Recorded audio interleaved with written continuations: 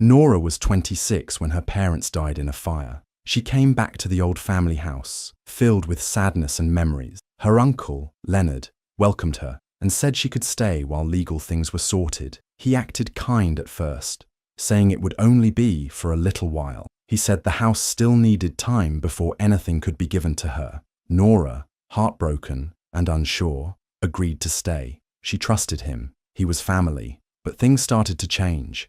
Leonard said the world outside was unsafe and that it would be better if she stayed upstairs. One day, he closed the attic door behind her and locked it. Nora called out, confused, but he didn't answer. He just said it was for her protection. She waited, hoping it was only for a night. Days passed. She wasn't allowed out. Her meals were brought up, and the door stayed shut. She began to feel like a prisoner. The attic was dusty and cold. Old boxes sat untouched in corners. Nora started to search for anything useful. She lifted a loose floorboard and found something strange.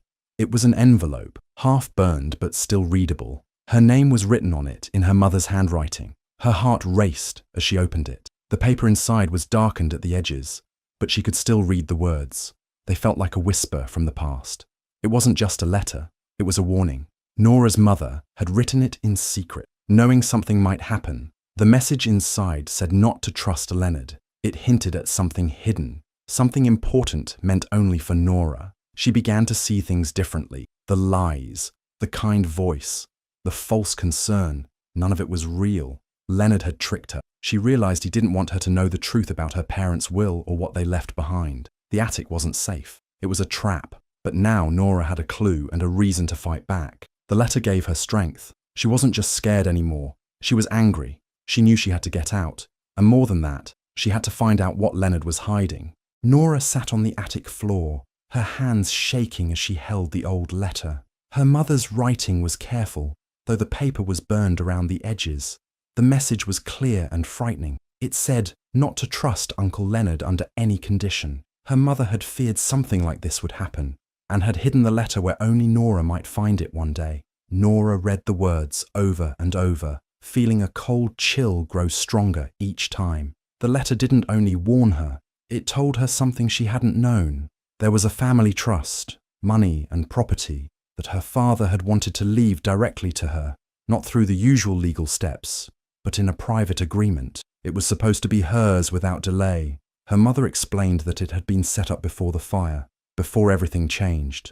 Her father hadn't trusted Leonard either, and he had taken steps to protect Nora's future. But now, that future was in danger. Leonard hadn't just locked her away out of fear or stress. He had a reason.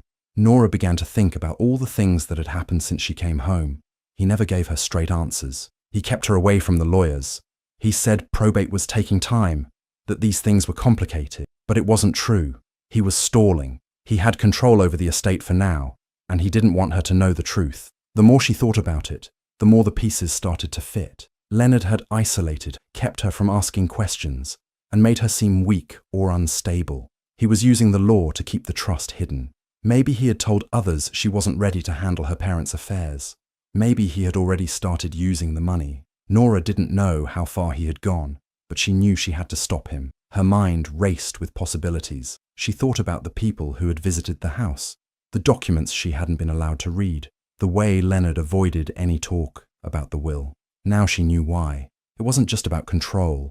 It was about greed. He had lied to her, taken advantage of her grief, and locked her away to keep her silent. But the letter changed everything. Her mother's words gave her strength and purpose.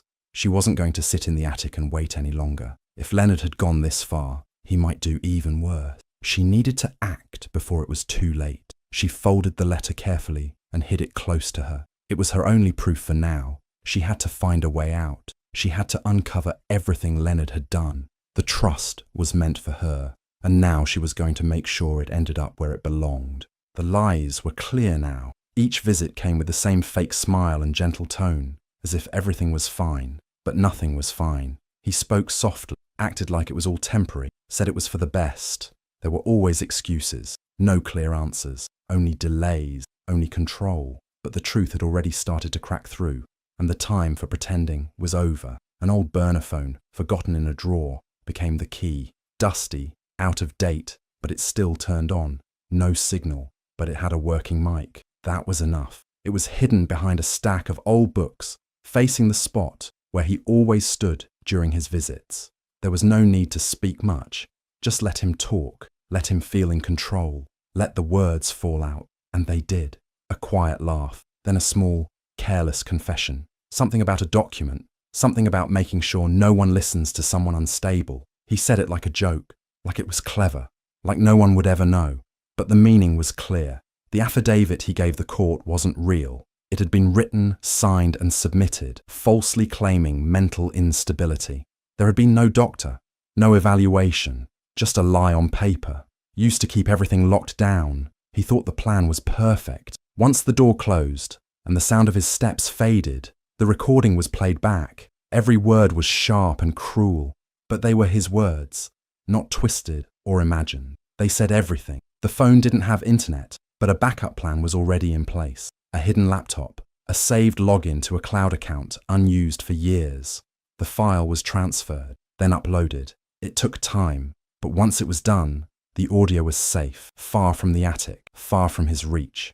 There was no rescue yet, no open door, but there was proof, real proof. This wasn't just about lies anymore. It was fraud. It was abuse. It was a crime, recorded and stored, where it could be used if needed. That small act of defiance, hitting record instead of staying silent, was the first step in turning the tables. Silence had been forced before, but now it was a choice, and the choice had been made. This wasn't over. It was just beginning. Days passed in silence, but Nora stayed alert. Every creak in the hallway, every visit from Leonard, she watched, listened, waited. The attic felt smaller every day, yet she kept searching for a way out. She didn't just want to escape, she wanted answers. Her mother's letter, the recording, the lies, they all pointed to something deeper, something Leonard was hiding. While moving boxes to make space, she noticed something strange. The large bookshelf on the far wall wasn't sitting flat against the wood. A small gap at the bottom showed part of the floor that hadn't been dusty like the rest. Curious, she pushed. It didn't budge. But when she reached behind it, her fingers brushed a notch in the wood. She pressed it. With a soft groan, the bookshelf creaked forward, revealing a narrow tunnel behind the wall. The space was tight, dark, and lined with old bricks. It must have been part of the original house, used by servants long ago. Nora hesitated only a moment before stepping inside. The tunnel curved slightly and sloped downward. After a few careful minutes, it opened into a small landing. A closed door stood at the end. She recognized it. It was Leonard's study. She'd seen it once years ago. He never let anyone in now. The door was locked, but Nora had prepared. She'd found a rusted old toolkit in the attic, left behind decades ago. She had taken a few tools from it just in case. Kneeling beside the door, she worked the lock slowly. It wasn't easy, but her hands were steady, her mind focused. After several minutes and a soft click, the knob turned. Inside was a different world. Leonard's office was neat, modern, and cold. A heavy desk stood near the window, papers stacked in careful piles. Nora didn't waste time. She went straight to the file cabinet first. Inside were folders with names she didn't recognize, but one was marked with her parents' name. She opened it. Inside were legal papers, copies of the will, but they didn't look right. Signatures were mismatched. Dates were off. It was clear now. The documents had been forged. Then she spotted it. A small black hard drive tucked inside a drawer, labelled MK Trust. Her heart jumped. MK, those were her parents' initials. This was the trust her mother's letter had mentioned. Whatever was on that drive, Leonard didn't want her to see it. She slipped it into her pocket, careful not to disturb anything. On the way back, she copied every file she could onto a small USB drive from the attic. The tunnel hid her again as she returned to the dusty quiet above. Now she had more than just words. She had documents, names, and proof. Each step brought her closer to the truth. Leonard had built a wall of lies. Nora had just started to break through it. The night of the gala arrived, full of lights, music, and important guests. Leonard had planned everything perfectly. He wore his best suit, shook hands, smiled for cameras. It was a night to raise money for his new foundation, to show the world how generous and successful he was. But Nora knew the truth, and she had a plan. She'd waited, watched, and stayed quiet for long enough. Now it was time to act. She dressed in simple black, using clothes left behind by a former maid stored in the attic trunk. With her hair tied back and face partly hidden, she looked like any other server preparing for the evening. She crept down the tunnel behind the bookshelf and emerged inside the house, close to the kitchen. No one noticed her. Everyone was too busy. Guests filled the main hall, sipping wine and chatting. Nora stayed low, her eyes on the stage where Leonard stood, ready to give his speech. The AV station was nearby, just off to the side. She waited until no one was looking, then stepped forward and plugged the USB into the system. The screen behind Leonard lit up. At first, it showed normal slides, photos of his work, people he'd helped. Then everything changed. Audio began to play. Leonard's voice, recorded clearly, laughing about the false affidavit. Next came scanned copies of forged documents, the forged will, the fake signatures. Then came the photo of the hard drive labelled MK Trust. Line by line, proof of what he had done flashed across the screen. The crowd fell silent. Leonard turned, confused, then shocked. He stammered, trying to regain control. "Turn it off," he barked, but it was too late. People were already filming. Whispers turned into gasps. His polished image cracked in real time, live for everyone to see. Nora stood hidden in the crowd, heart pounding. She wasn't afraid anymore. She had done it. The truth was no longer locked in an attic or buried under lies. It was out in the open now, loud and undeniable. This wasn't just revenge, it was justice. And it had only just begun. The room was frozen. Every eye was on the giant screen flashing with proof of Leonard's lies. Nora's recordings played clearly, his voice mocking the system, bragging about the forged affidavit, the fake will, the hidden trust. Photos of legal documents and digital files appeared one by one. The audience, once full of admiration, now stared in disbelief. Gasps spread through the crowd. Murmurs turned to questions. Phones were raised, filming everything. Leonard stood near the podium, pale and still at first. Then slowly, his shock turned to fury. "This is fake!" he shouted. "It's all fake!" His voice cracked, loud and angry, but it only made people step back. Near the front, a man lowered his phone and frowned. He wasn't just another guest. He was an aide to the state attorney, and he had attended as a guest of one of the bigger donors. He looked at the screen, then at Leonard. He knew that voice. It was unmistakable. He had heard it before, in meetings, in court, but never like this. He pulled out his phone again, this time dialing, not recording. Leonard kept yelling, "Someone hacked this system! I'll find out who's behind this!" But no one believed him. His confident act was gone. All that remained was a man unraveling in front of his peers. Nora stayed hidden in the crowd, her disguise still holding. She watched as Leonard moved across the stage, trying to disconnect the equipment. A tech assistant blocked him. That's when Leonard snapped. He shoved the young man hard and grabbed a microphone, screaming about betrayal, lies, and revenge. Cameras flashed. People backed away. His rage was on full display. Then came the sirens. Someone had already called the police. The aide had made sure of it. Leonard saw the flashing lights outside and froze, chest heaving. His mask had shattered. The man who once held everything was now a public disgrace. Nora felt a wave of relief. She hadn't spoken a word, but she had been heard. Everything she had suffered, everything he had done, it was now seen by all. But deep inside, she knew this wasn't the end. Leonard had enemies, but he had allies too, and she had more work to do. Leonard was red-faced and shouting, still trying to explain himself to the stunned crowd. The gala had turned into chaos. People were backing away, whispering, filming him with wide eyes. He pointed at the screen, now black, yelling that it was fake, that someone was trying to destroy him. But no one was listening anymore. A reporter stepped forward, calm but firm, holding a microphone. "Mr. Wolf," she asked, "do you deny forging legal documents and misrepresenting your niece's mental state?" "That was all it took," Leonard snapped. He charged at her, shouting something about lies and defamation, and shoved the microphone from her hand. The reporter stumbled back, nearly falling, and the room gasped again. Phones caught every second. No one moved to stop him, until the flashing lights from outside spilled across the windows. Sirens wailed. The front doors burst open. Uniformed officers entered quickly, their presence cutting through the noise like a blade. "Step back," one of them ordered. Another moved straight toward Leonard, who was still pacing and shouting about betrayal. "You're under arrest," an officer announced as they reached him. "For what?" Leonard barked. "You don't have any proof." "We do," the officer replied, pulling out handcuffs.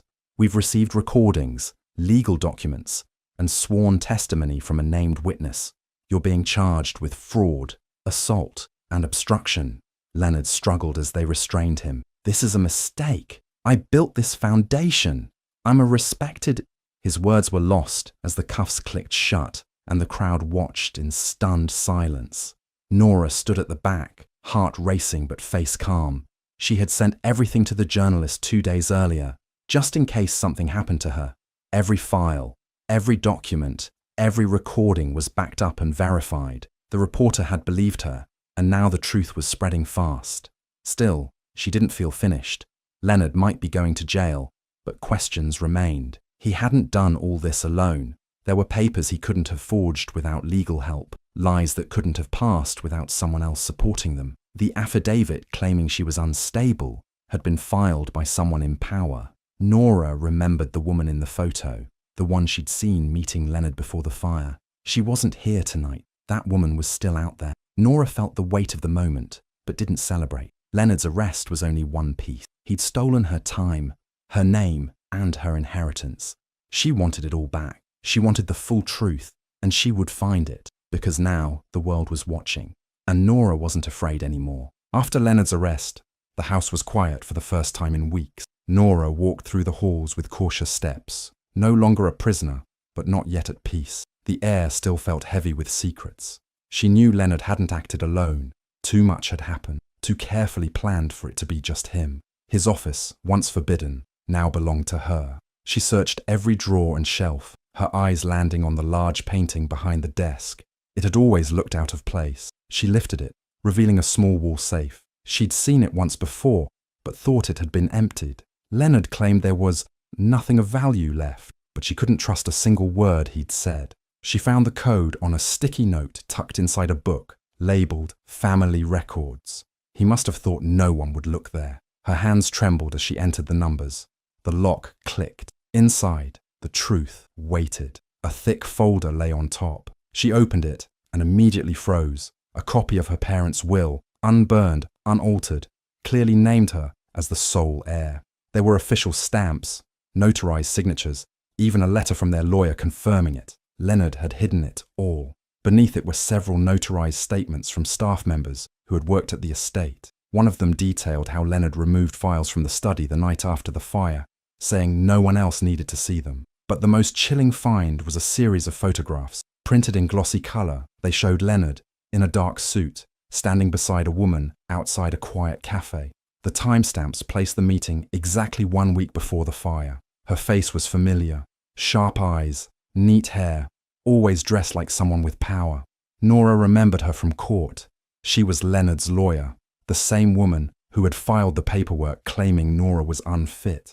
Everything clicked. Leonard hadn't been working alone. Someone with legal knowledge had helped him forge documents and cover tracks. Maybe more, maybe worse. Nora packed the documents into a sealed envelope and stored copies on her cloud drive. The safe had been full of lies, but now she had the truth, real proof, enough to push forward. She had her name back, but justice still had a long way to go, and she wouldn't stop until every piece fit. Nora stared at the photo again. The woman standing beside Leonard outside the cafe had a sharp jawline, expensive coat, and eyes that looked like they missed nothing. Nora had seen her before, during the court hearings, sitting beside Leonard, speaking for him, filing motions. She was the one who submitted the false mental health affidavit, the one that got Nora locked away. Now it all made sense. Her name was Victoria Hales, a respected attorney with years of experience in probate and estate law. Nora had looked her up, and what she found didn't surprise her. Victoria had represented powerful families, companies, and people like Leonard, those who knew how to twist the law in their favor. She had a reputation for being ruthless, but untouchable. But Nora wasn't afraid anymore. She found Victoria's office in a sleek downtown building, all glass and steel. Nora didn't walk in. Instead, she waited across the street, watching people come and go. She needed to know more. After a few hours, Victoria stepped out, just like in the photo, calm, professional, always in control. Nora followed her, not too close, just enough to see where she went. It led her to a quiet wine bar. Nora waited 15 minutes, then walked in and sat at a table nearby. She didn't hide. She wanted to be seen. When their eyes met, Victoria didn't look surprised. She just raised an eyebrow, then slowly stood and walked over. "Miss Ward," she said coolly, "I was wondering when you'd show up." Nora held her stare. "You helped him. You knew everything." Victoria smiled slightly, but there was no warmth in it. "Your uncle made his choices. I was his attorney, not his babysitter." "You forged documents," Nora said. "You lied to a judge." Victoria leaned in, voice low. "You got your uncle. Congratulations. But if you're thinking about coming for me, I suggest you be very careful." There was a warning in her tone, smooth but sharp. She set a business card on the table, then turned and walked away. Nora sat there, pulse steady. She hadn't come for a fight. Not yet. She came for confirmation, and now she had it. Victoria wasn't just a helper, she was a co-conspirator. And unlike Leonard, she was careful, smart, dangerous. But so was Nora now. She slipped the card into her coat, one step at a time. She wasn't backing down. Not now, not ever. The doors creaked open to a place once filled with shadows, now lit by truth. The halls, once walked with fear, echoed with a new kind of silence, one that came from freedom. The estate, once stolen through lies and forged ink, belonged to its rightful owner again. Every paper had been signed, every claim cleared. The name once whispered with doubt was now spoken with respect, but peace was not complete. The fire that had changed everything still held questions. Too many pieces had fallen into place too perfectly. The will hidden, the trust buried, the false claims about mental health. It had been too organized to be random. So the old files were reopened, this time with real investigators. No more quick dismissals. No more blind trust in officials with ties to the past. Every photo was re-examined, every record rechecked. The meeting between two people before the fire, the one with sharp eyes and a sharper tongue, stood out like a warning. She had claimed it was all legal, claimed it was just her job. But the threats, though smooth, had weight, the kind of weight only someone with something to hide carries. With the estate secure, a new purpose rose. A foundation was formed in the names of those lost. It would help others who faced grief, silence, or betrayal from those they trusted most. It became a beacon, not just for justice, but for healing. A way to turn pain into something lasting. But even with progress, the watching never stopped. The woman who stood beside the man now in jail still moved freely, still worked cases, still smiled in courtrooms. But her name was on a list now, not one made of revenge, but of truth. A quiet investigation had begun. Every motion filed, every past case, every financial link. It was all being gathered, piece by piece. The estate was no longer a cage. It was a fortress, a place rebuilt not just with bricks, but with strength earned through fire and fear. The one who had once been locked away was now the one holding the key. The battle was no longer for survival. It was for justice. What had been taken was returned, but what had been broken would take longer to rebuild. And though one chapter had ended, another had only just begun. This war wasn't over, not yet. Do you think walking away was the right move? Or should she have let things settle and tried to rebuild from the inside? Was justice enough, or is there more still to come? Let me know your thoughts in the comments. I'd love to hear what you think. And if you want more stories like this one, don't forget to subscribe and hit that notification bell so you never miss an update.